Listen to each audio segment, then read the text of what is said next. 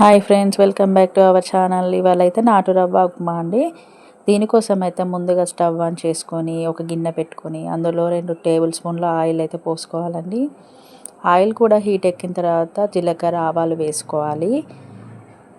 తర్వాత ముందుగా కట్ చేసి పెట్టుకున్న ఉల్లిపాయ ముక్కలు అలాగే పచ్చిమిర్చి ముక్కలు కూడా వేసుకొని బాగా వేగనివ్వాలండి. వేగిన తర్వాత పల్లీలు కూడా వేసుకోవాలి. దాంతోపాటుగా ఒక టమాటా కూడా కట్ చేసేసుకుంటే బాగుంటుంది.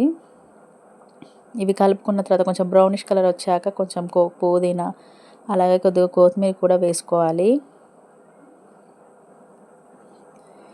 అది కూడా మిక్స్ చేసుకోవాలండి.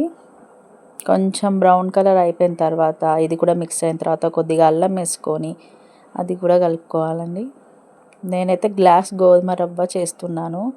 గ్లాస్ గోధుమ రవ్వకి 2 గ్లాసుల వాటర్ అయితే యాడ్ చేసుకోవాలండి. ఇలా వాటర్ పోసుకున్న తర్వాత కొంచెం టేస్ట్కి తగినంత సాల్ట్ కూడా వేసుకోవాలి.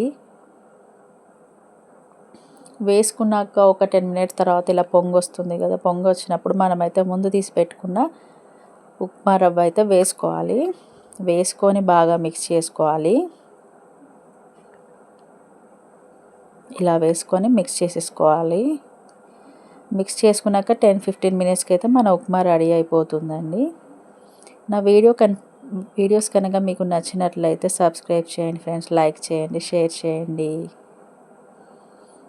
మన ఉప్మా అయితే రెడీ అయిపోయిందండి. ఇంకొక 5 మినిట్స్ తర్వాత ఆఫ్ చేసుకుంటే సరిపోతుంది.